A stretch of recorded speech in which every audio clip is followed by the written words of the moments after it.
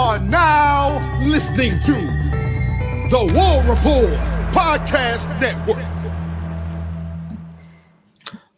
What's up, everybody? Welcome back to the College Loop Podcast. I'm John Larck on Twitter. Here to talk to you about the latest in Auburn athletic news as March Madness is underway today. We're getting ready for St. Francis to take on the Alabama State Hornets to determine who will be playing the Auburn Tigers on March 20th. Auburn, again, number one overall seed in the tournament, has in the South region, will be taking on the winner of Louisville, taking on the winner of Alabama State and St. Francis for a chance to play the winner of Louisville and Creighton, and of course, Lexington, Kentucky. Now, what we're going to talk about today, because I think with how the season ended, again, I said it in the Sunday show, it left a bad taste in a lot of people's mouth, especially mine, based on how Auburn ended the year. You know, you had that big win versus Kentucky that gave you the SEC regular season title, giving me the opportunity to buy this sick shirt from Home Field. Shout out Home Field, not sponsored, but shout out Home Field. The beautiful, beautiful shirt. Way better than the one Auburn is selling on the website, might I add. But with how bad of a taste that those last four games left, it hurts a little bit to sit there and be like, you know what, I see Auburn getting an easy path all the way down to the national championship, because it showed in those last few games that Auburn isn't the unbeatable team that we thought they were earlier on in the year. I would say up to the Kentucky game. I mean, you saw the hiccups versus Florida and Duke, and you're like, okay, well, it had to happen eventually. Well, then you had the A&M game where Auburn got out-rebounded by A&M and just not able to do anything offensively. You saw the Bama game where you played well, but you were missing key shots. And then the Ole Miss game in the SEC tournament, you played well enough to win, but not well enough to look good while doing it. And then, of course, Tennessee, who is always known for giving Auburn fits, was able to capsize Auburn. So what I want to do today, and before I do, I'll go over the bracket challenge again. Just putting it out there, College Loop Bracket Challenge is still available to join. It's right here, QR code, also link in the description below. Join that today and enter for your chance to win 2 tickets to Auburn's A-Day game on April 12th. Join that today. Link in the description, or you can click, or if you're watching on TV, I mean, the QR code, just put it up, and this will take you right to the app to join that. Right now, I got 5 people in. So a very small pool of people who could win the tickets to A-Day. One of them is Emily Ellis. So don't know if Emily Ellis would pass up on going to watch Bree, who's having an amazing season. Might just be one of the best. Might just be. Definitely is one of the best players in college softball right now. So, I mean, if Emily gets 2 tickets to A-Day, I mean, maybe she'll stop by instead of watching Bree Ellis hit some bombs. But regardless, join that today. Link in the description or QR code right there. So, as I was going on about, Auburn is not unbeatable. And I have 5 reasons as to why Auburn might not be the best pick. And I know I'm an Auburn fan doing this. I'm an Auburn page. I'm an Auburn channel. I cover Auburn because I love Auburn through and through. Auburn grad, Auburn fan since I was 4. But Auburn is going to Auburn. It happens. And what I saw at the end of the year, I mean, it left room for a lot of doubt. So what I want to do is go through that real quick and just kind of explain why I think Auburn might not be the team that should be an easy pick going to March Madness. And this is also like a reverse psychology thing. I'm hoping if I just talk negatively about Auburn ahead of time, maybe it'll be that much better for them going forward. You know, just try to beat the system in some way, shape, or form. But starting with number 5, hot temperedness is on the board there. And of course, I have a picture of Chad Becker-Mazzara. I love Chad. I love him.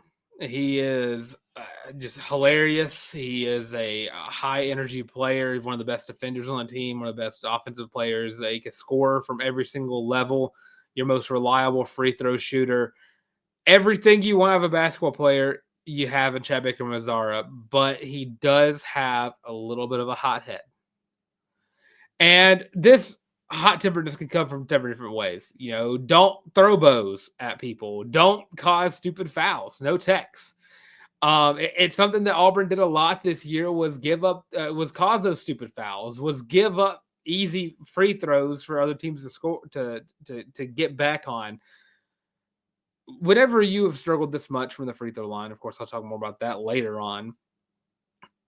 You cannot give other teams opportunities to get basically just free points. You need to keep your composure. Auburn struggled last year in the first round, losing to Yale, and Chad Baker-Mazara was taken out of the game within the first couple minutes. I don't even think it might have been 5 minutes at the most, but Chad Baker-Mazara was knocked out. You saw the Bama game. The elbow was thrown. Of course, I don't think the game was the most well officiated in the world, but I think the entire SEC has struggled this year and just in officiating. When it comes to March Madness, when every game is on, your season's on the line, every single game, every single minute, you are fighting for your life to continue the season. That way you don't go home early and you're watching the rest of the March Madness from your couch. You need to keep a level head. Again, I love Chad to death, but there's a lot of fans that don't like him because of the issues he gives on the court. Again, I think Chad is the second best player on this basketball team, but he does commit a lot of stupid fouls. He does get a lot of techs. He's already been kicked out of a game once. Got to keep your temper. Got to keep the fouls to a minimum. It's one thing that's hurt Auburn all year long is stupid fouls. And I think that's one thing that could hold Auburn back going forward. Up next, number 4. Living and Dying by Johni Broome. Now, Johni Broome, best player in the country, National Player of the Year candidate, should be winner this season. Now, one thing Auburn. Now, let's take a look back real quick before I go into this tangent. 2022, the 21-22 season, Auburn had Jabari Smith and Walker Kessler on the same team. Now, how'd that team season go? Well, they won the SEC regular season. They got bounced in their first game SEC tournament, and they got bounced in the round of 32 by Miami. Why did this happen to a team with 2 NBA stars? They did not have the guard play Auburn has now. They were self-relied on Jabari and Walker. And when those two get taken out of the game plan, it left K.D. Johnson, Wendell Green, Zep Jasper, Devin Cambridge, so on and so forth, Alan Flanagan. It left those guys who were, inconsistent with the entire offense. Jabari was getting double teamed, so you got to take your shot with Alan Flanagan or K.D. Johnson. Walker Kessler is in there for the pick and roll, so you got to try to rely more on Devin Cambridge or Wendell. Guys who weren't consistent enough scoring, and it hurt Auburn a lot.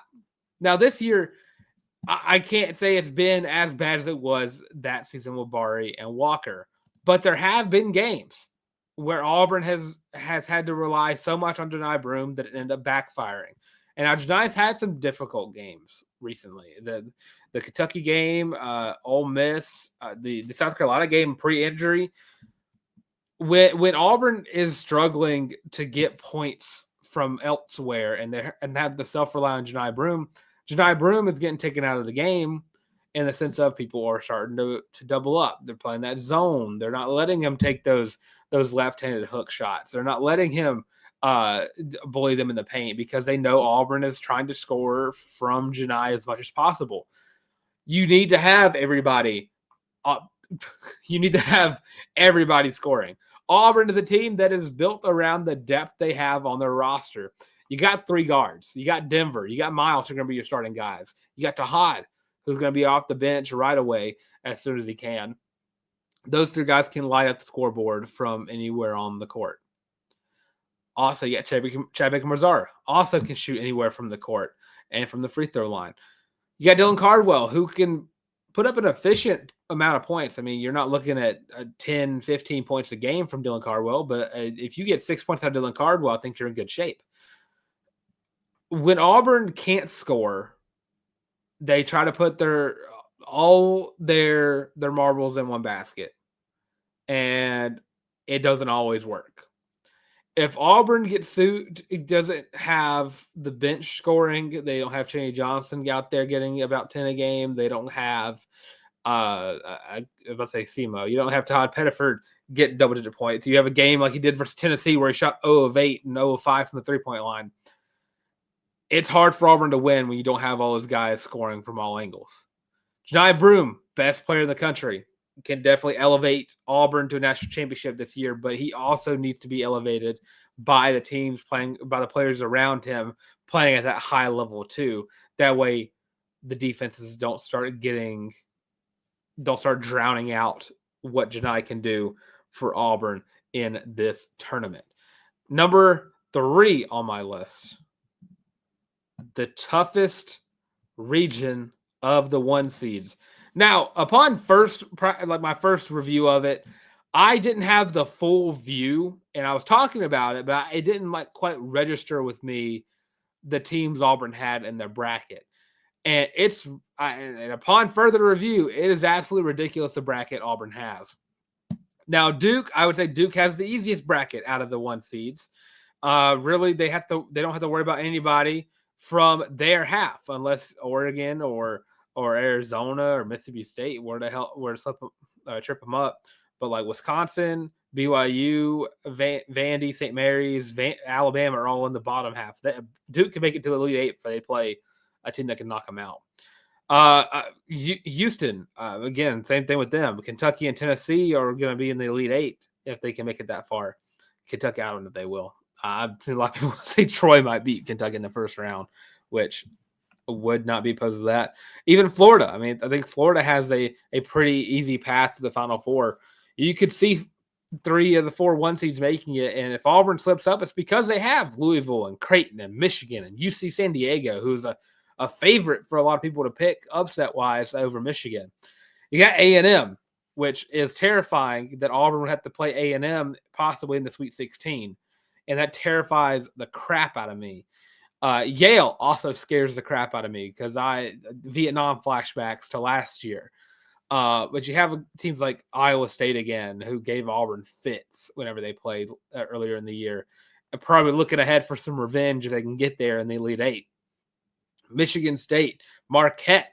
Ole Miss is a team to really look out for because you already beat them 3 times, but you struggled the past 2.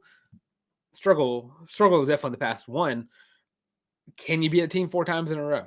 Auburn has the toughest region out of all the 1 seeds, and it shouldn't be that way, being the number 1 overall seed. But regardless, that's what they were drawn. That's what they got. So can't really complain too much about that. But I mean, if Auburn doesn't make it to the Final Four, it's because they have a grueling schedule ahead of them, no matter who they play. But again, as I said, no matter what happens, if Auburn doesn't make it to the Elite Eight, I think you kind of look at the season as a failure. Despite the regular season title, despite the cool shirts, the merch Auburn gets to do, the trash that was talked, even if Janai wins National Player of the Year, Auburn not in the Elite Eight at the bare minimum would make the season feel so underwhelming with how it ended, with how the last 4 games went, with just the hype built around this team, with everything. Tough region or not, Auburn has to find a way to get right and get back to the high level they were playing at during that Kentucky game and before that too. Now, number 2 on my list, an issue Auburn has had all throughout the year: long, random droughts. Auburn has had this issue in so many games across the season. You look at the Florida game; it's like a big instance of this to me. Auburn got up super early in that game. After it was like 21 to 9 or 21 to 6, something along those lines. And Auburn started off hot. Then they cooled off. And then Florida got back into it. Then Florida got the lead, and then they kept the lead, and they didn't give it up, and the Auburn loses by 9 points. But you look at the first part of that game, Auburn had the lead from the get-go. Look at the Alabama game. Auburn had the lead and had it for almost the entire game. It was tied a few times, but Alabama never led that game. But it was tied because Auburn struggled to score. Auburn got figured out, or they were taking dumb shots. It was one of the two things. But Auburn would go minutes upon minutes upon minutes on end without scoring a bucket. And it hurt to watch because you're sitting there, you're watching a team like Alabama who can score with the best of them. They can throw up threes from anywhere on the court. And Mark Sears, despite his age, can still make those shots. Auburn has had instances this year where they have struggled to continuously put up points. Those droughts can and will hurt you when you have a team who can match you offensively and can match you defensively. A&M is a terrifying team to look ahead to. And I'm telling you, if you're an Auburn fan, if you want to have the perfect bracket and you want to have some upsets at work, Auburn fans everywhere should be praying that Yale beats Texas A&M. That is the scariest team in that entire bracket for Auburn right now is Texas A&M, because it is one coach, it's one team who has acted as Auburn's kryptonite over the past few years. You've got to find a way to beat them if you play them. If not, every Auburn fan should either be a Michigan or should be a Yale fan, despite last year. Every Auburn fan should be a Yale fan, and then immediately probably switching up to either a UC San Diego or a Michigan fan before they play Auburn. It's a terrifying thought that Auburn could lose to A&M in March Madness. And that would be the end of their year because they could not figure out how to score on A&M's defense, despite Auburn being the better team. Just getting out-coached would really hurt, especially if you're just not putting up points. It's been one of Auburn's biggest weaknesses this year has been the inability to put up points. Last thing on my list, number one, for a reason why Auburn could struggle in March Madness, the free throw woes, the free throw blues, if you will. Auburn this year has left a lot of points off the board because of their inability to consistently shoot free throws. Games have been lost because Auburn has missed 7, 8, 9 plus free throws in a game. You talk about the Tennessee game, which I thought the Tennessee game in the semifinals of the SEC tournament was poorly officiated both sides. It was terribly officiated. But it was a game where Auburn fans could not look at the free throws that were shot. I mean, you had games like that earlier in the year where Auburn would have like 15 free throws shot and the other team would have 25, and it'd be a staunch difference like that. But Tennessee had 25, Auburn had 22. The difference in the game, Tennessee, or it was 27 and 22. Tennessee made 24, 25 of them. Auburn only made like 13, 14, 15. You can't do that. If I look at the free throw percentages for the team, for the players that have started, who play every game, Dylan Cardwell, 33% from the free throw line. Janai Broome, 60%. You have Chris Moore, who's 60%. Chaney Johnson, 70%. You have Ja'Kai Howard, 66%. You have Jaheim Hudson, 75%. Todd Pettiford, 79.5%.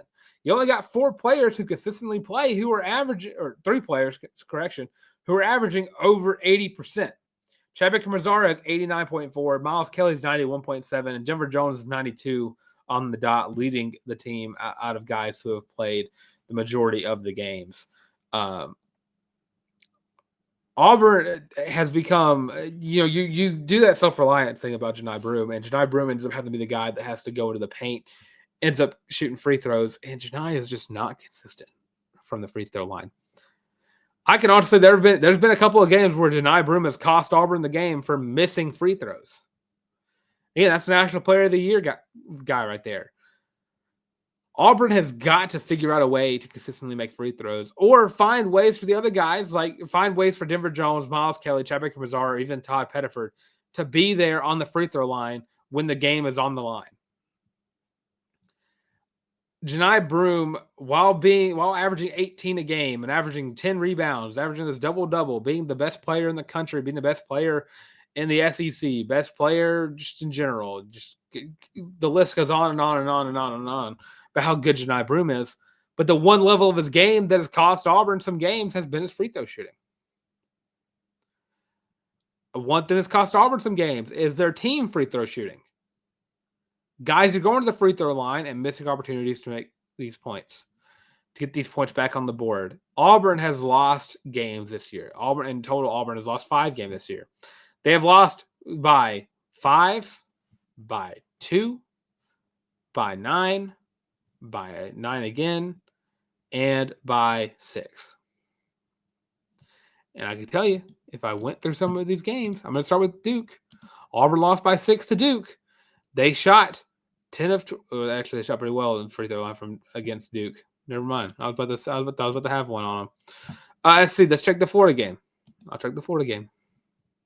Free throw percentage. Auburn lost by 9, and they shot well in that game. What happened to Auburn? Did Auburn just come into a slump out of nowhere? The Florida game was in February. The A&M game. What in the world? When did Auburn start shooting well from the free throw line?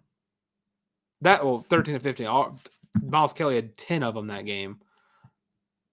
Well, this just became a terrible, terrible thing. Okay, so lost to Alabama by 2. Here we go.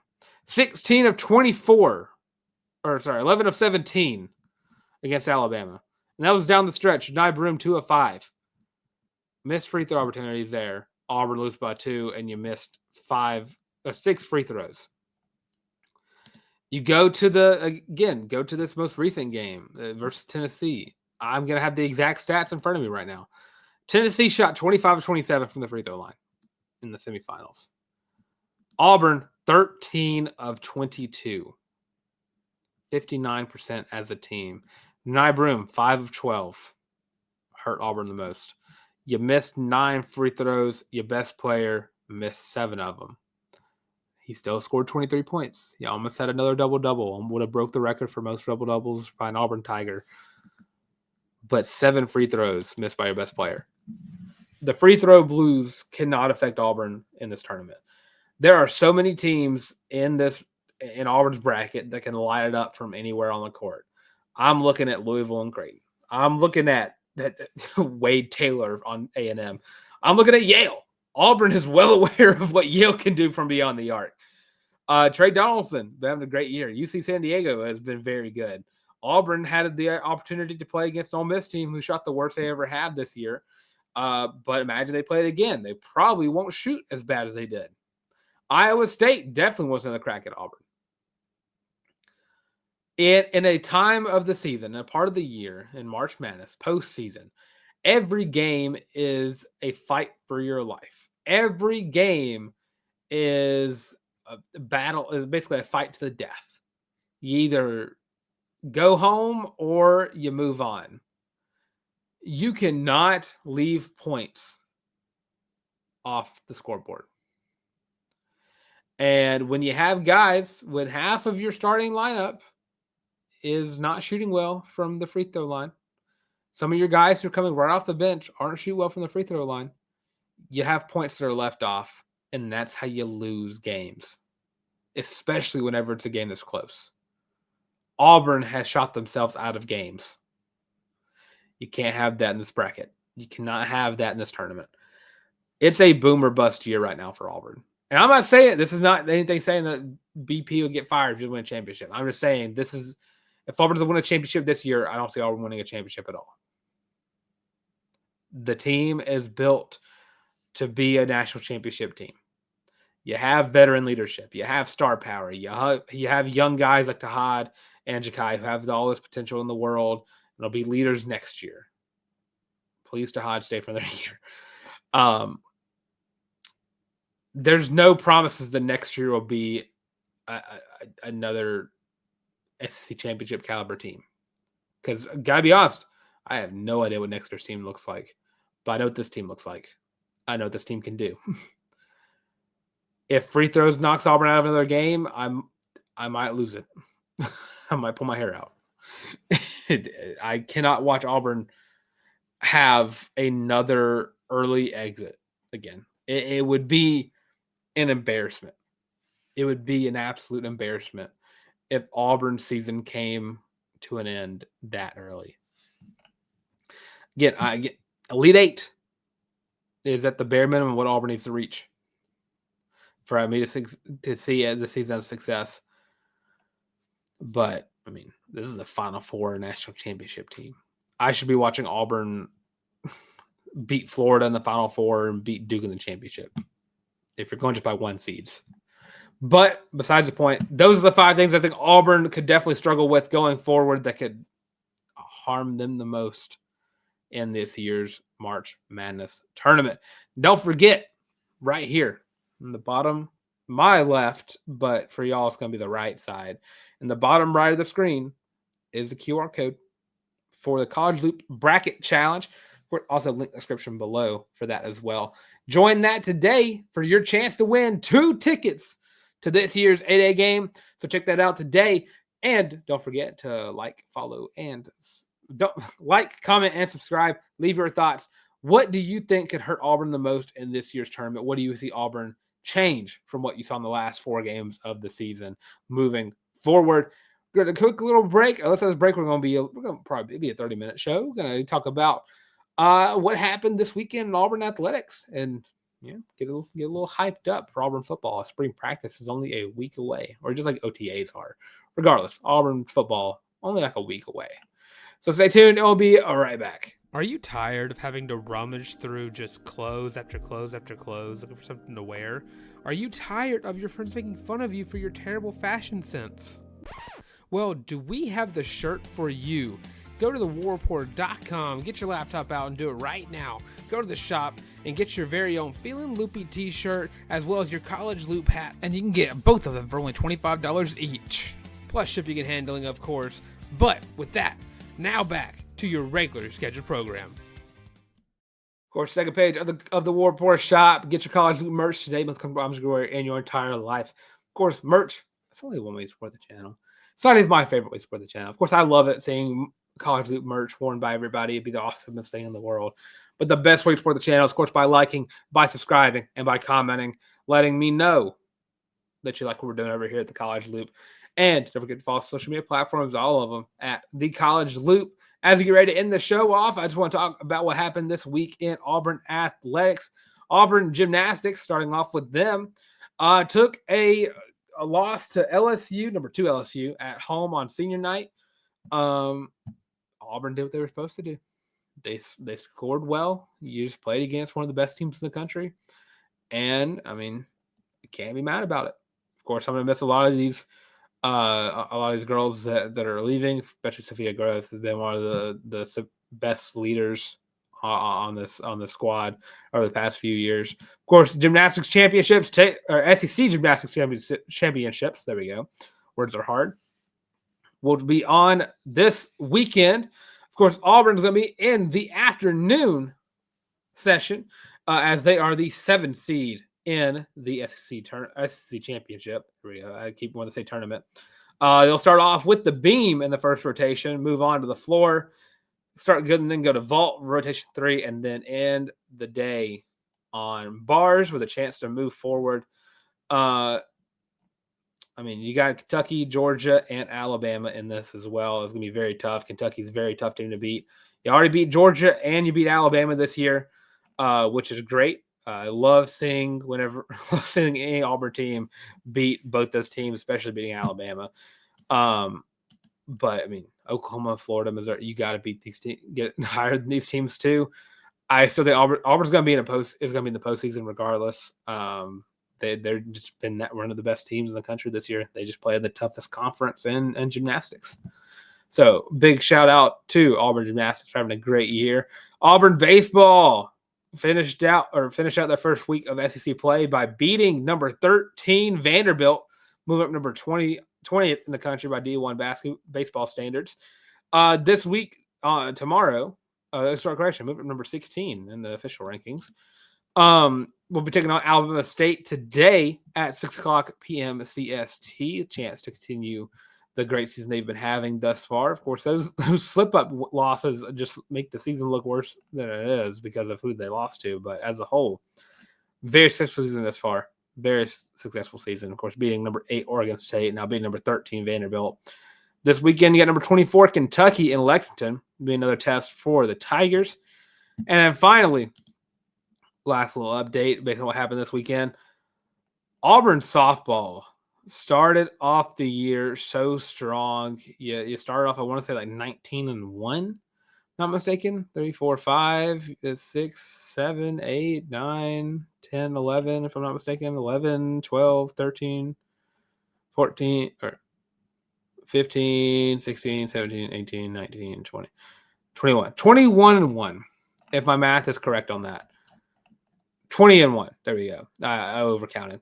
20-1. And now they're on a losing streak of 7.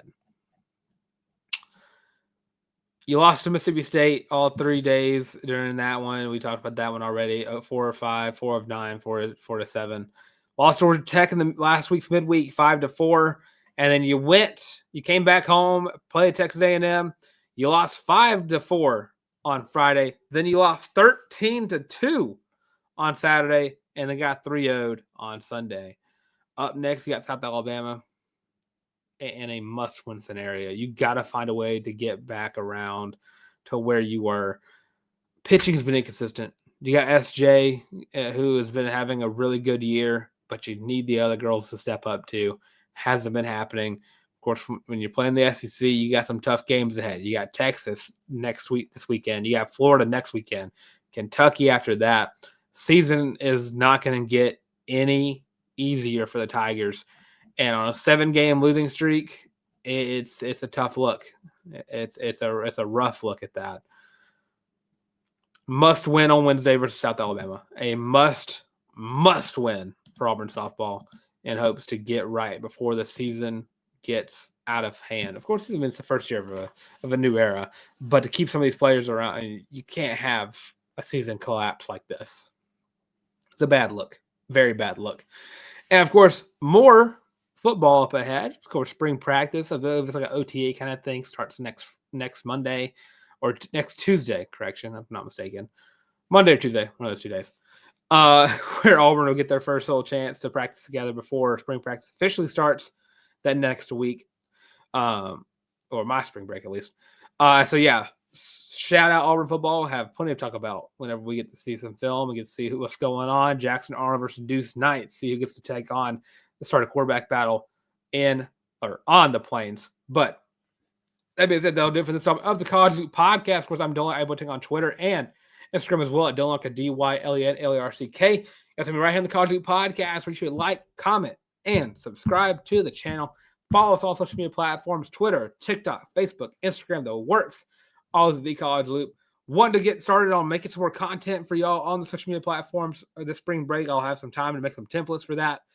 But I definitely want to share the love of the College Loop across all platforms. Of course, check us out audio versions of the show as well: Spotify Podcast, Google Podcasts, Amazon Music. And you also have the College Loop Bracket Challenge, where you can enter to get your very own ticket and a +1 to this year's spring game on the Plains. Check it out. QR code right here to my left, but to your right, based on how you're looking at this. And of course, link in the description below to get started on making your bracket. Of course, no one's ever made a perfect bracket. I was talking to my dad about the day. He's like, Capital One, I think, gives about $100,000 for the winner of their thing. But he's like, what happens if you get a perfect bracket? I said, well, you're probably gonna get a lot more than $100,000 because you're gonna be pretty famous. You're gonna get your own docu series. You're gonna get your own ESPN College Game Day segments. You're gonna get your own commercials probably just for having the perfect bracket. It'd be awesome. So I'm rooting for that to happen to me this year. With that being said, this was the College Loop Podcast. Of course, I'm Dylan Larck again. I will take on Twitter.